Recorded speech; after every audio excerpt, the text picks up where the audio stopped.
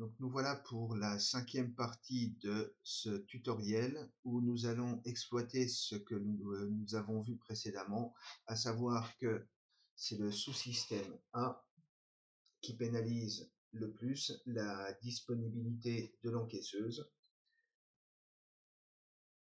C'est lié principalement à des problèmes de fiabilité, mais nous avons vu aussi que le sous-système A était le sous-système qui coûtait le plus cher en termes de coût de maintenance. Donc nous allons exploiter un outil qui s'appelle les tableaux croisés dynamiques afin de connaître quels sont les travaux qui, en termes de coût et en termes de fiabilité, maintenabilité, disponibilité, pénalisent le plus notre encaisseuse. Donc pour cela, nous allons retourner sur l'onglet historique et travail demandé et nous allons faire apparaître uniquement dans ce tableau que les lignes correspondant au sous-système A. Donc c'est une fonction pratique dans Excel. Vous voyez que par exemple sur le titre sous-système apparaît une flèche. Donc nous allons cliquer dessus et cela nous permet de faire des tris et des sélections. Donc je vais décocher la case sélectionner tout et ne cocher que la case du sous-système A et je valide. Et là, je vois bien que apparaissent uniquement à l'écran les lignes de mon sous-système A. Ensuite, je vais aller dans le menu Insertion et je vais cliquer sur Tableau croisé dynamique. Donc, tout d'abord, Excel nous demande sur quelle plage ou sur quel tableau nous voulons faire notre analyse. Donc, je clique sur ma flèche et je sélectionne l'ensemble de mes données liées au sous-système A et je valide en appuyant sur Entrée. Je fais attention de bien insérer mon tableau dynamique sur une nouvelle feuille de calcul. Et là, je valide. Donc maintenant, dans cette partie, dans cette fenêtre, champ de tableau croisé dynamique, je vais configurer ce que je veux afficher. Donc ce que je veux afficher, c'est la désignation des travaux. Et il apparaît directement dans la partie ligne de cette fenêtre et on voit l'ensemble des travaux liés au sous-système A qui apparaissent. Ensuite, je vais cliquer sur temps d'arrêt machine. Donc là, par défaut, automatiquement, il me met automatiquement la somme des temps d'arrêt machine. Je reprends mes temps d'arrêt machine et je les fais glisser dans cette zone valeur. Je clique sur l'élément que je viens d'ajouter et je sélectionne paramètres des champs de valeur.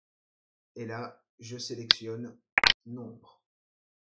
Et on voit apparaître dans le tableau, pour chaque travail,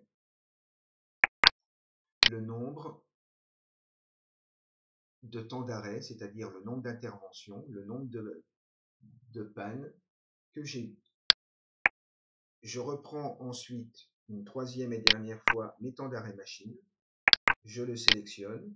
Je sélectionne paramètres des champs de valeur et je sélectionne moyenne. Et là, nous avons la moyenne des temps d'arrêt par travail.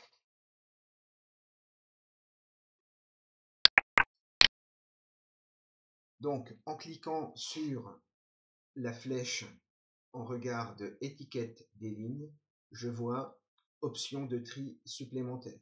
Je vais sélectionner cette option de tri. Je vais cocher descendant et je vais sélectionner mon critère qui pour moi est le plus important, c'est la somme des temps d'arrêt machine. Et je valide. Donc là, mon tableau dynamique est trié automatiquement en fonction de ma somme des temps d'arrêt. Ce qui est intéressant aussi avec les tableaux croisés dynamiques, c'est que je peux insérer directement des graphiques croisés dynamiques. Donc je sélectionne l'histogramme, comme on a vu dans le tutoriel de la partie 4. Et voilà, en quelques clics,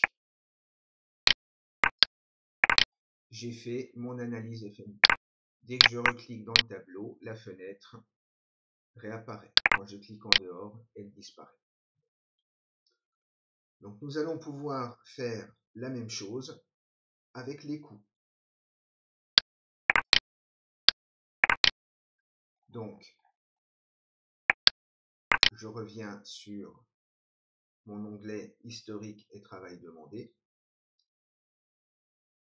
Je vais insérer un tableau dynamique. Je vais sélectionner toujours ma plage correspondante à mon sous-système A. Je valide en appuyant sur Entrée. Je vais l'insérer toujours dans une nouvelle feuille de calcul. Donc j'ai toujours besoin de la désignation de mes travaux et de mon coût total. Pour mes coûts, c'est tout ce dont on a besoin. Donc je reprends. Maintenant, je prends mes options de tri supplémentaires par ordre décroissant de la somme des coûts. Et je valide. Et puis, je peux insérer mon graphique. Voilà. Donc, les tableaux croisés dynamiques demandent un petit peu d'habitude, mais c'est un outil vraiment efficace pour pouvoir faire des analyses de données extrêmement rapides. Alors, Excel a inséré deux feuilles, deux onglets dans lesquels sont les tableaux dynamiques. Eh bien, nous allons renommer ces onglets. Donc, je sélectionne tout d'abord celui correspondant à l'analyse FMD par travaux et en faisant un clic droit sur l'onglet, je peux le renommer.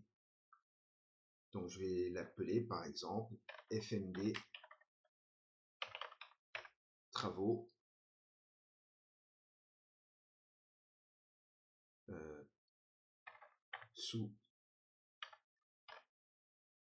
sous-système A. Et je valide en appuyant sur Entrée. Je fais la même chose pour la feuille avec le tableau dynamique pour les coûts.